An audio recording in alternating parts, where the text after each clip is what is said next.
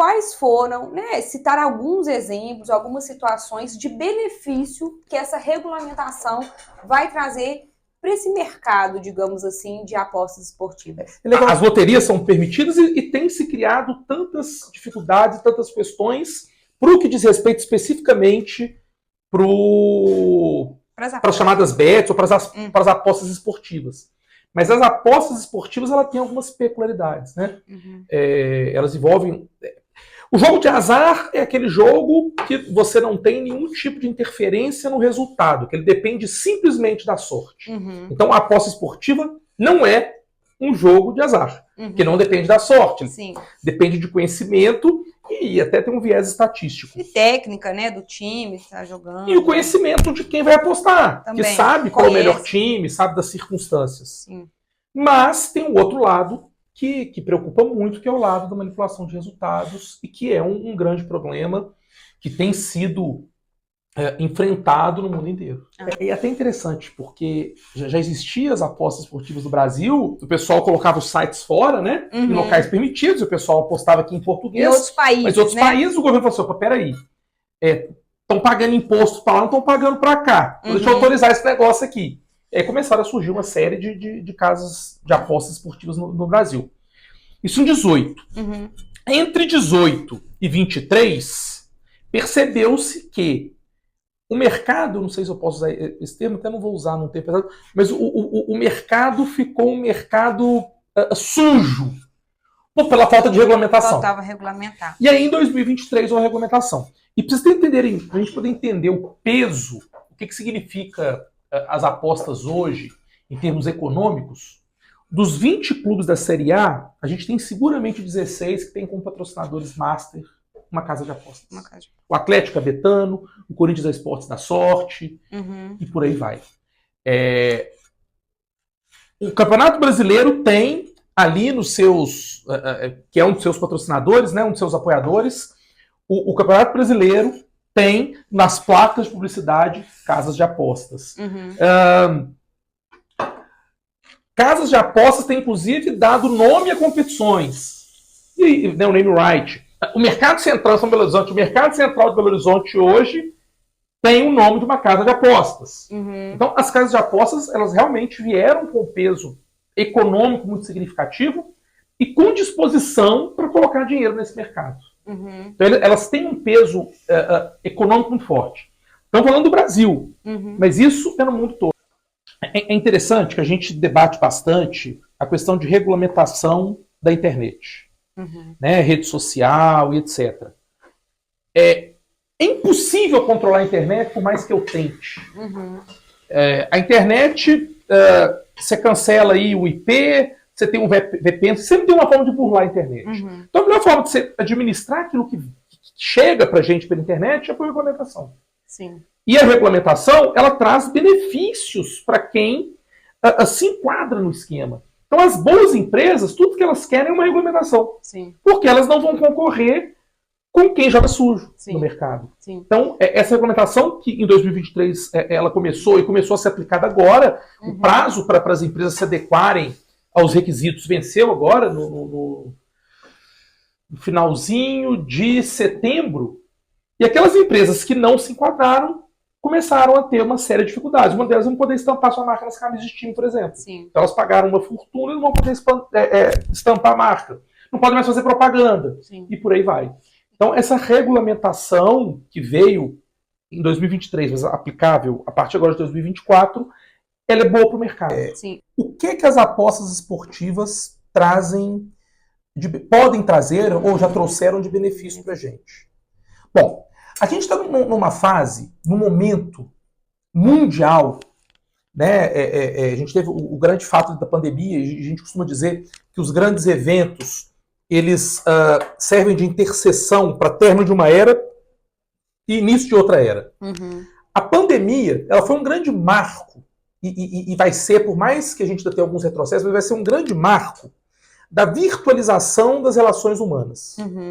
Antes a gente tinha muita ferramenta, mas tinha uma resistência das gerações X, dos baby boomers, e até ali um pouco dos millennials a esse excesso de virtualização. Os X, o Z não, a geração G já tinha muito. Mas principalmente o X e os milênios ali da primeira metade dos anos 80, com uma restrição ou com uma dificuldade muito grande para virtualizar. A pandemia falou, não, é possível fazer. Foi feito, a gente viu que deu certo, a gente viu que economizou.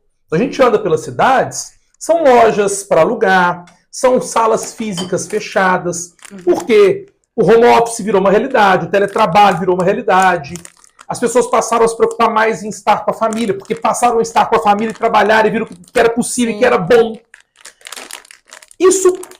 E até adquirir coisa online. Eu raramente saio hoje em dia para comprar alguma coisa, eu compro tudo online. Nos Estados Unidos, eu vi isso tem pouco tempo, foi essa semana.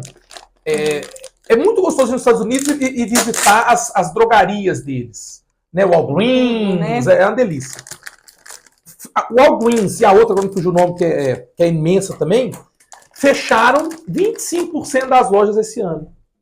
E estão estudando fecharem mais lojas, porque o americano já não compra mais fisicamente. O brasileiro, se a gente for parar para analisar, o comércio de rua, a exceção daqueles itens que você compra instantaneamente, normalmente alimentos, o comércio de rua está cada vez mais reduzido. Os shoppings estão virando showrooms. Você vai no shopping, conhece o produto, depois você chega em casa e pesquisa na internet com calma. Né? Então, essa virtualização, ela vai tirar do mercado uma série de atividades econômicas e traz outras. E uma dessas atividades que chega são as apostas online. Então, a gente precisa entender esse movimento até para o Brasil não ficar para trás. Porque se uma empresa quiser abrir uma casa de apostas online, se o Brasil não conseguir regulamentar, ela vai abrir nas Bahamas e vai vender aposta para o brasileiro. Como sempre foi. E ao invés de patrocinar um time de futebol brasileiro, vai patrocinar um time de futebol do Paraguai, do Uruguai, da Argentina, onde for permitido. Então, o primeiro ponto é esse. Era necessário autorizar para a gente não perder o trem dessa história.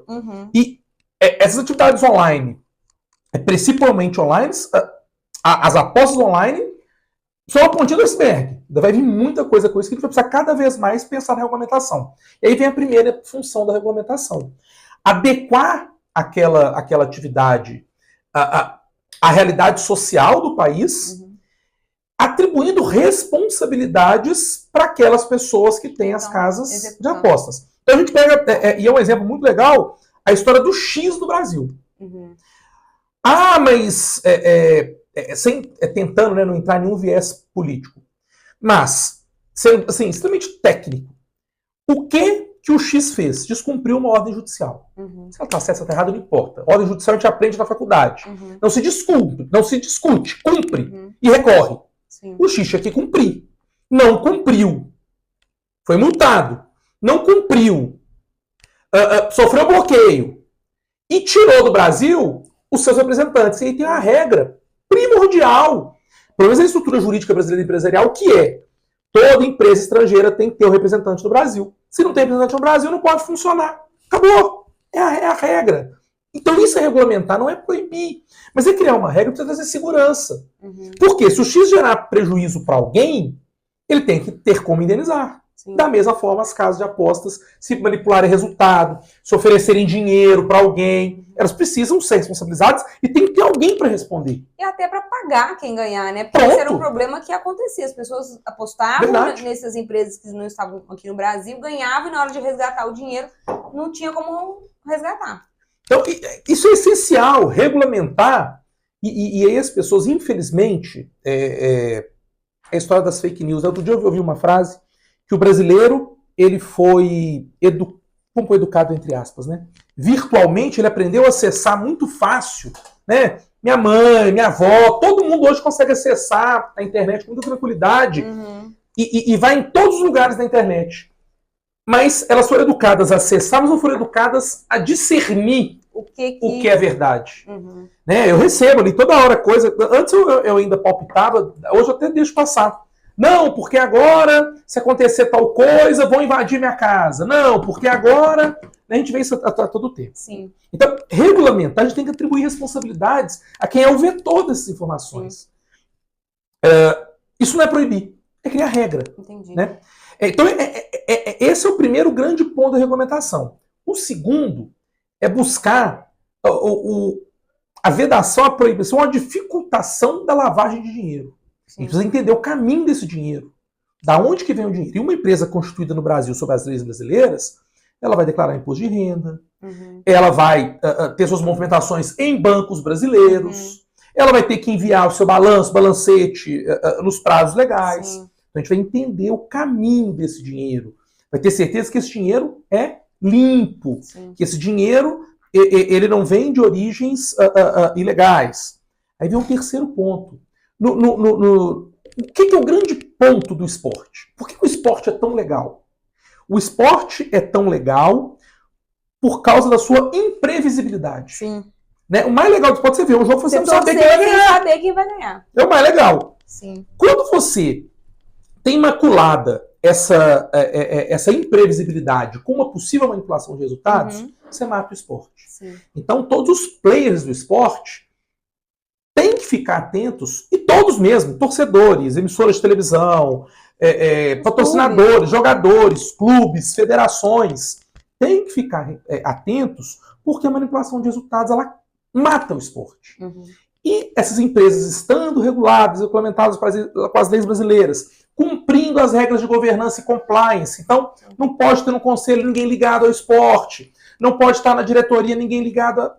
Você tendo essas regras mínimas de gestão e compliance e integridade corporativa, você permite essa atividade tão importante economicamente que ela funcione no país, ela tem tudo para trazer bons recursos, e a gente não pode esquecer disso nunca. Sim. A nossa arrecadação, ela pode gerar emprego para muita gente, mas ela tem que cumprir essas regrinhas para ela não gerar mais coisas ruins do que coisas boas. E tem um aspecto interessante que eu achei dessa regulamentação, que são a questão da participação do CONAR na veiculação dessas propagandas. Então, assim, não pode veicular em local em que criança tem acesso, né? Até para postar, terá que ser maior que 18 anos. Essa questão de ofertar um crédito para eles entrarem vai ser proibido. Categoria de base não pode estampar. Então, o Atlético tem a Betano na camisa, mas na categoria de base não. É outra marca. Essa questão também que vem em cigarro, né? Essas informações de que fumar mata, não sei o que, também pode ter nessas bets falando, olha, isso pode viciar.